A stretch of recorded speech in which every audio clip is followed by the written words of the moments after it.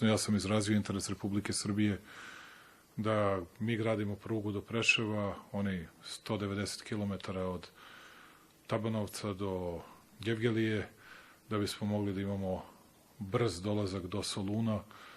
brzom prugom i mislim da bi to bilo od izuzetnog značaja za obe strane. Razgovarali smo i o svim drugim političkim pitanjima, od evropskog puta, problema sa kojima se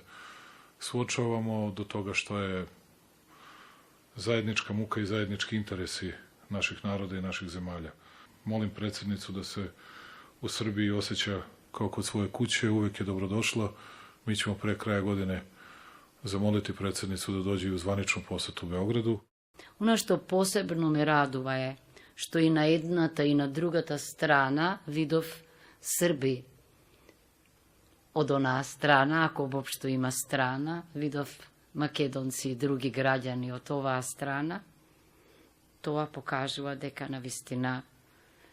односите се извонредни, добрососедски во вистинска смисла